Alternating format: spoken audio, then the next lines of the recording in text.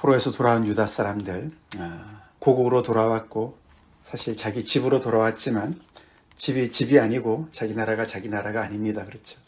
그들이 비워뒀던 그 공간 동안 그 자리에 쭉 살아왔던 사람들이 있었고, 그리고 또 아직은 이 나라가 주권을 회복한 것이 아니었기 때문에 페르시아 제국의 그런 관나라에 있었기 때문에 어느 정도의 자치권은 인정이 된 것 같지만서도 중요한 것들은 다 제국의 그런 영향 아래 있었기 때문에 집이 아니었습니다. 그렇죠. 집 나가서 고생하고 집에 돌아왔지만 그 집이 옛날 같지 않은 것이죠. 그래서 이렇게 하나님의 정말 크신 은혜로 기적으로 고레스가 내린 조서 때문에 다시 일부가 돌아와서 성전을 건축하라는 명령에 허가서를 받고서 와서 성전을 건축기를 시작했지만서도 그것을 반대하는 세력들이 있었고, 그래서 성전이 지금 공사가 중단된 상태에 있었죠. 그뿐만이 아니었다라고 이제 에스라가 기록하고 있습니다. 고레스 때도 그랬고, 그 다음에 계속 아하수에로 왕, 그 다음에 아닥사스다 왕 때까지 계속해서 주제가 바뀌면서 계속 그런 반대 세력이 있었다. 그래서 어저께 우리가 아닥사스다 왕한테 조서를 보낸 그 사람들의 명단이 길게 나오면서 이 사람들이 고발장을 보냈습니다. 사실 아닥사스다 왕은 고레스 왕보다 한 60년 뒤에 나오는 왕인데요. 이 성전을 건축하는 것과는 사실 상관없는 것이죠. 그렇죠? 근데 이 지금 반대한다는 그런 주제를 가지고 미리 앞서서 좀 이렇게 나가고 있습니다. 그들의 그 왕한테 보냈던 조서가 어떤 내용입니까? 그 얘기가 바로 이제 오늘 본문이 되죠. 11절부터 24절에 그 아닥사스다 왕한테 조서를 보낸 그 맨 앞에 있는 그 사람이 리더가 방백 르훔이었습니다. 그렇죠? 방백 르훔과 서기관 신세, 이 사람이 다른 여러 그 왕의 신하들의 이름을 다 이렇게 거론하면서, 적어도 한 12명 정도 이름을 거론하면서 함께 우리가 이렇게 조서를 고발장을 보냅니다. 그 내용이 결국 보니까 성벽 재건과 관련된 내용이었어요. 그렇죠? 성읍을 건축하는 것이었어요. 이들이 성벽을 건축하면은 큰일 납니다. 빨리 중단시키십시오. 라는 내용이었습니다. 그렇죠?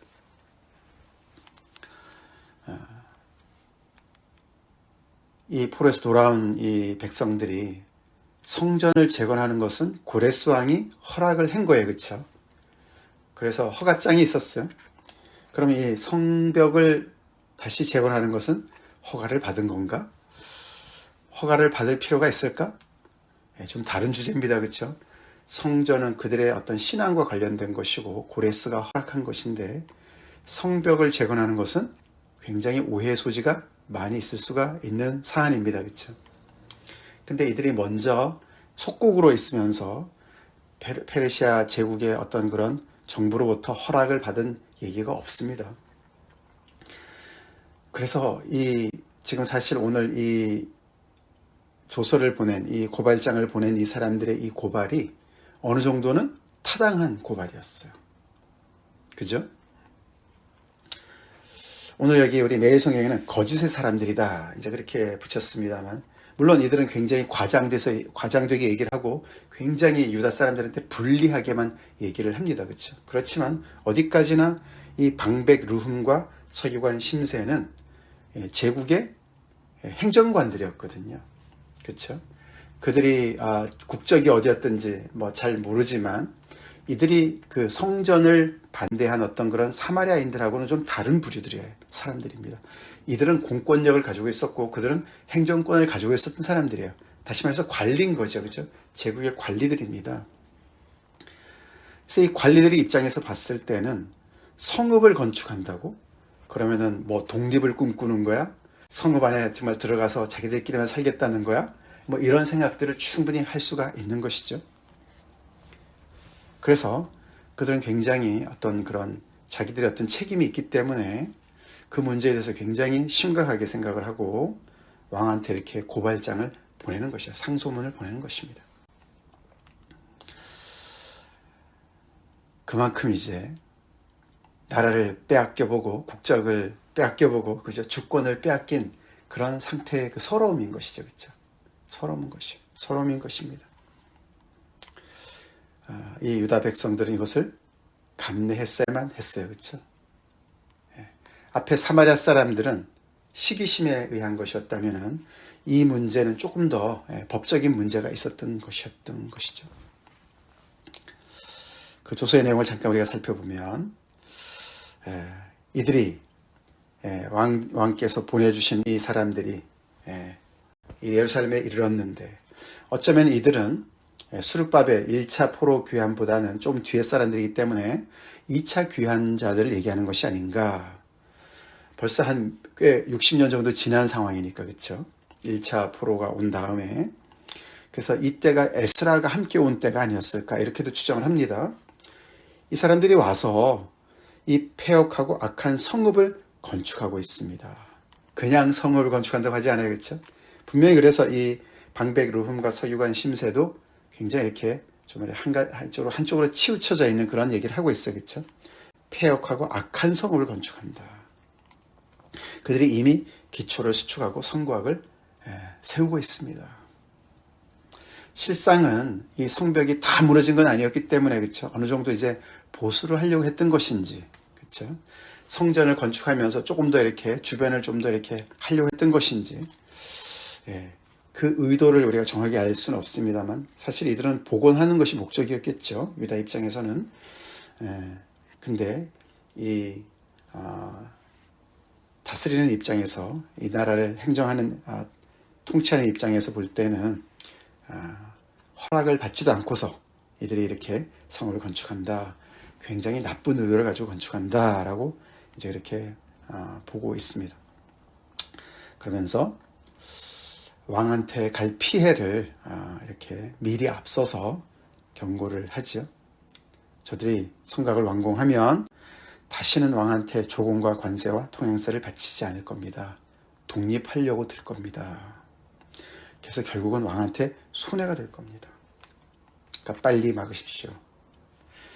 우리가 이렇게 얘기하는 것은 다른 의도가 없는 것입니다. 14절에 우리가 왕궁의 소금을 먹기 때문에 즉 왕궁의 은택을 입기 때문에 왕궁으로부터 우리가 이렇게 정말 녹봉을 받고 있기 때문에 뭐 그런 얘기죠.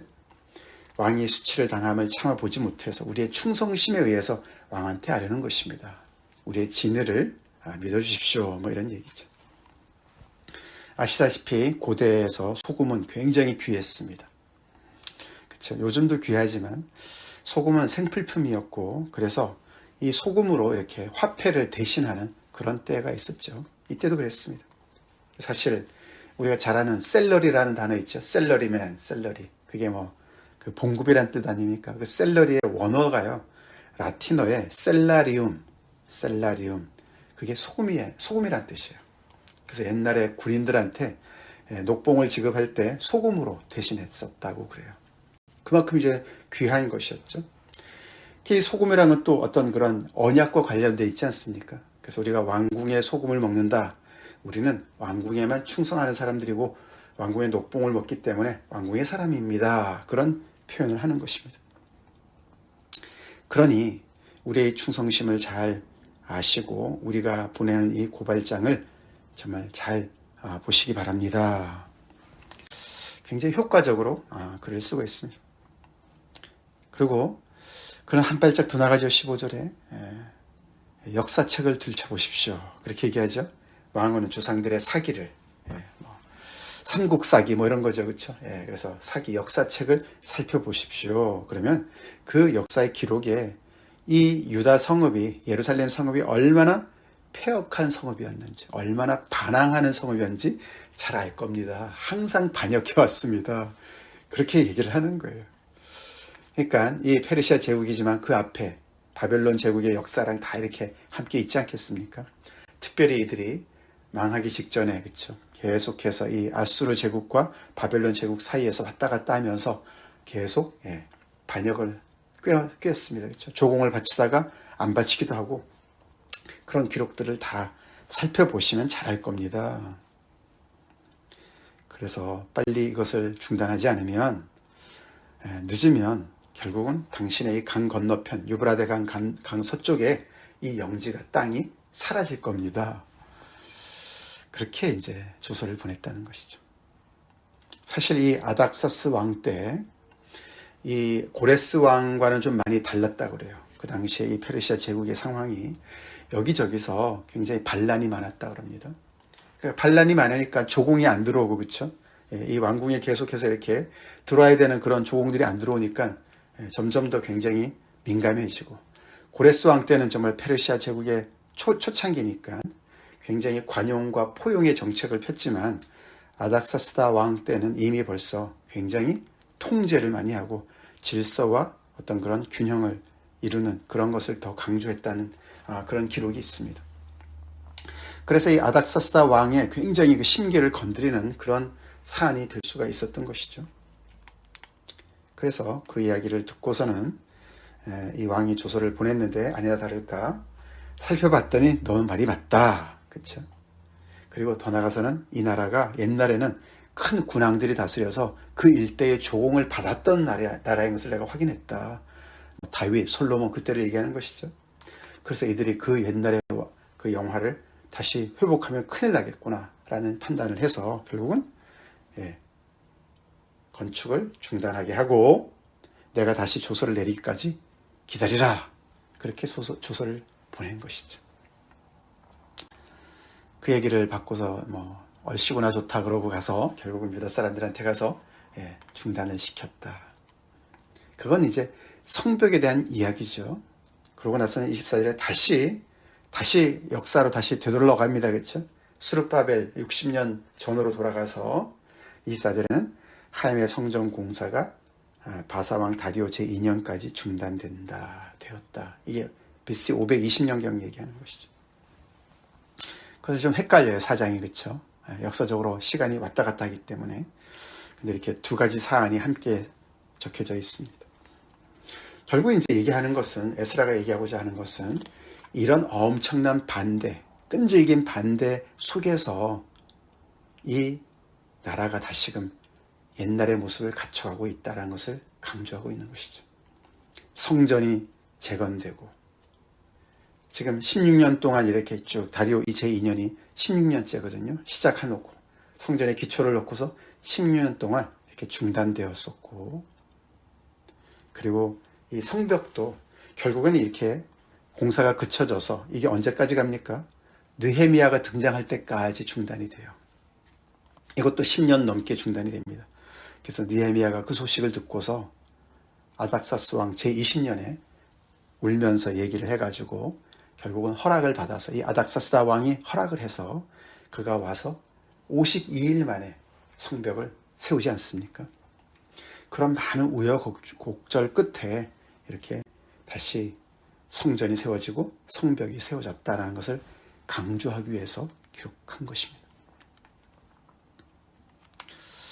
하나님께서 허락하셨고 하나님께서 뜻하셨고, 그리고 정말 그렇게 시작이 되었지만서도 그것이 그렇게 순조롭게 아무런 저항 없이 도전 없이 된 것이 아니다 라는 것을 우리가 보면서 우리가 교훈을 얻읍시다.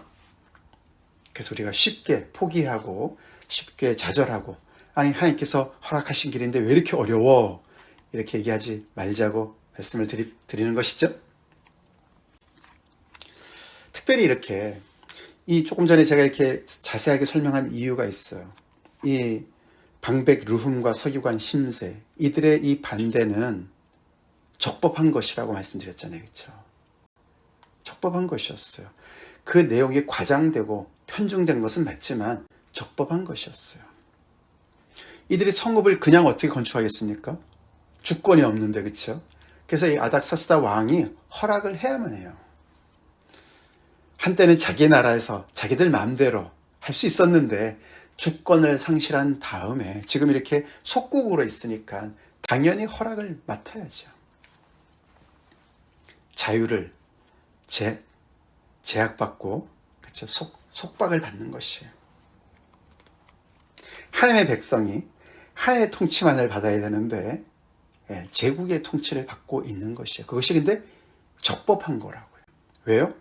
결국은 죄의 대가죠. 죄의 대가입니다. 그들이 하나님께 불순종하고 이 귀한 나라를 말아먹었어요. 그래서 끌려가가지고 나라를 다 빼앗기고 지금도 그 나라 속에서 결국은 그 고레스 왕의 은덕을 입어서 하나님의 그런 배후의 역사긴 하지만서도 제국의 어떤 관용에 깃대어서 의지하고 살아야 되는 그런 불쌍한 상태인 것이죠. 그만큼 죄의 싹은 큰 거예요. 그렇죠? 자유를 빼앗기는 것입니다. 죄는 그래서 우리가 무서워야 될 줄로 믿습니다. 죄가 나름대로 적법한 권한을 행사하는 거예요. 제국이 지금 행사하듯이. 그래서 그들은 차마 기다려야만 했어요. 그래서 이때 느헤미야 때까지 기다려야 되고 그들의 어떤 그 정말 그 진심이 이 제국에 통해서 결국 너네가 반란을 일으키려고 이 성벽을 건축하는 것이 아니구나 증명을 받아야만 했다고요. 그것을 그들은 차마 기다려야만 했어요. 그러면서 하나하나 그것을 복귀해 나가는 그 아픔을 그렇게 겪으면서 한 발짝 한 발짝 나가고 있는 것입니다. 그러니까 항상 그래요. 그렇죠? 복원한다는 것은 쉽지 않습니다. 그렇죠? 회복한다는 것은 쉽지 않습니다. 건강도 건강할 때 지켜야 된다 그런 말이 있잖아요. 그렇죠? 한번 건강을 잃게 되면 다시 건강을 회복하는 것은 참 어려운 그런 과정을 겪게 되는 것이죠. 지금 이 공동체의 그런 재건을 볼 때 우리가 그런 고통의 그 순간을 보는 것이죠. 재활이 그렇게 어려운 것이죠. 그래서 우리 하나님과의 관계가 좋을 때 잘합시다. 다시 재활하는 것은 참 어렵습니다. 하나님께서 이들을 다시 돌려보내셨고 그 말은 그들을 용서하셨고 정말 그들을 다시 정말 목자로서 하나님의 통치를 정말 하나님께서 통치하신다는 그런 이사야서의 말씀을 통해서 그런 모든 약속들이 이루어진 현실이지만 그 현실은 정말 맞고 하나님께서 함께 하시는 것도 맞고 하나님의 은혜가 있는 것이 분명히 맞지만서도 그들이 눈물을 흘리면서 씨를 뿌려야 되는 이 척박한 현실은 여전히 있었어요. 그래서 우리가 막 살다가 나중에 잠깐 회개하고 하나님 앞에 나가면 되지 얼마나 정말 어리석고 무서운 얘기인지 몰라요. 그렇죠? 그래서 우리는 죄를 정말 모양이라도 무서워해야 됩니다. 두려워하고 무서워해야 돼요. 그것이 한번 우리의 인생을 정말 이렇게 핥혔을 때 그 상처는 남게 되는 것이에요. 하나님께서 용서는 하시지만 그 상처가 남는 거예요. 그만큼 우리가 그것을 재활하는 데 있어서는 굉장히 어려움을 겪는다는 것을 우리가 이 역사를 통해서 배웁시다. 그렇지만 하나님의 은혜가 있으니까 그런 상처는 있지만서도 하나님의 은혜가 더 크기 때문에 그것을 결국은 이겨나갈 수가 있죠. 그러나 그 과정이 녹록지 않다. 우리가 무슨 지우개로 지우듯이 무슨 이렇게 컴퓨터 우리가 리셋 키를 누르듯이 그렇게 싹 없어지는 것이 아니다라는 것을 우리가 알아야 되겠습니다. 그래서 우리가 탐닉하는 죄들, 하나님께서 말씀하시는 그 말씀에서 벗어난 그런 잘못된 습관들을 계속해서 우리가 놔두면은 우리 어저께도 죄 용서함에 대한 우리가 얘기한 그런 용서함들을 계속 우리가 이렇게 쌓아두고 있으면 사람들과의 관계도 그렇고 하나님과의 관계도 그렇고 그것이 다시 깨끗하게 정말 신선한 공기를 마시듯이 우리가 정말 건강한 그런 모습으로 하나님 앞에 나아가는 신앙생활이 계속 막히는 거예요. 숨이 막히고 기가 막히고 깨어 있읍시다. 깨어 있읍시다.